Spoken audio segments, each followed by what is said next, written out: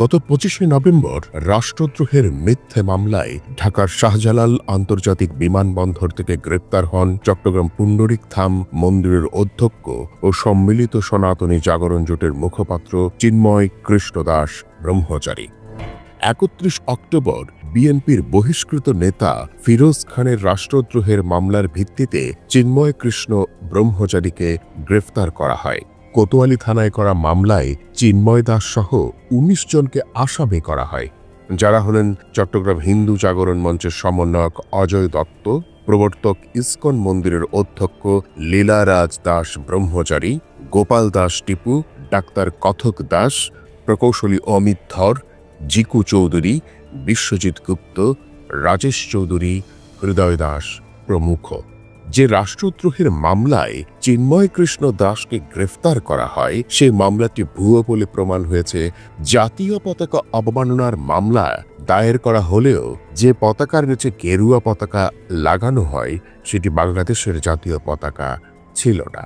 ভুয়ো মামলায় গ্রেফতার হওয়ার পরেও বারবার রাষ্ট্রীয় প্রহসনের শিকার হয়েছেন চিন্ময় কৃষ্ণ ব্রহ্মচারী। নাগরিক অধিকার থেকে বঞ্চিত করা হয়েছে তাকে। তার পক্ষে কোনো আইনজীবীকে নিয়োগ দিতে দেওয়া হয়নি এবং তার পক্ষের সকল আইনজীবীদের বিরুদ্ধে হত্যা মামলা দায়ের করা হয়েছে। গত বছরের ২৬শে নভেম্বর চিন্ময় কৃষ্ণের প্রথম মামলার শুনানি হয় চট্টগ্রাম মহানগর দায়রা জজ আদালতে। সেই শুনানিতে জামিন দেয়া না হলে আদালত প্রাঙ্গণে বিক্ষোভে ফেটে পড়ে চিন্ময়ের অনুসারী সহ সাধারণ হিন্দু জনতা। বিক্ষোভ থেকে রূপ নেওয়া সহিংসতায় মারা যায় সাইফুল ইসলাম আলিফ নামে একজন শিক্ষানবিশ আইনজীবী। জামায়াতপন্থী এই আইনজীবী নিহত হওয়ার পর বদলে যায় পরিস্থিতি। আসামি পক্ষের আইনজীবী অ্যাডভোকেট সুমন কুমার রায় জানান, সাইফুল ইসলাম আলিফকে জামায়াতপন্থী আইনজীবী ও কতিপয় সন্ত্রাসী মিলেই হত্যা করেছে। এই হত্যাকাণ্ডের ঘটনায় চিন্ময় কৃষ্ণের পক্ষের ১১ জন আইনজীবী সহ মোট ৩১ ব্যক্তির নামে হত্যা মামলা দায়ের করা হয়েছে। এছাড়াও সর্বমোট ৬টি মামলা দায়ের করা হয় শতাধিক ব্যক্তির নামে। এ পর্যন্ত এসব মামলায় ৪০ জন গ্রেফতার হয়েছেন, যার মধ্যে ১০ জন হত্যা মামলার আসামি। এরপর থেকে চিন্ময়ের পক্ষে কোনো আইনজীবী দাঁড়ালেই তাকে হত্যার হুমকি দেওয়া হয়েছে। চলতি বছরের ২ জানুয়ারি চিন্ময় কৃষ্ণ দাসের বিরুদ্ধে রাষ্ট্রদ্রোহ মামলার দ্বিতীয় শুনানি হয়। দ্বিতীয় শুনানিতেও জামিনের আবেদন নামঞ্জুর করেছে আদালত। এরপর সুপ্রিম কোর্টের আইনজীবী রবীন্দ্র ঘোষ জামিন আবেদনের শুনানি করতে আবেদন করেন, কিন্তু তার কাছে ওকালতনামা না থাকার কারণ দেখিয়ে শুনানি হয়নি। এরপর ১৯ জানুয়ারি হাইকোর্টে জামিন চেয়ে আবেদন করা হয়। ৪ ফেব্রুয়ারি রাষ্ট্রদ্রোহের মামলায় চিন্ময় কৃষ্ণ ব্রহ্মচারীকে কেন জামিন দেওয়া হবে না তা জানতে চেয়ে রুল জারি করেন হাইকোর্ট। সর্বশেষ সেই রুলের শুনানি পিছিয়ে ১৯ এপ্রিলের পর ধার্য করা হয়েছে।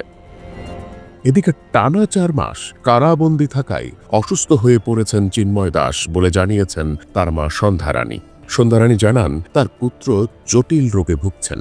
তিনি নিয়মিত ভারত থেকে আনা ওষুধ সেবন করতেন, নিয়ম মেনে আহার করতেন, কিন্তু কারাবাসের পর থেকে তার ওষুধ খাওয়া বন্ধ হয়ে গেছে।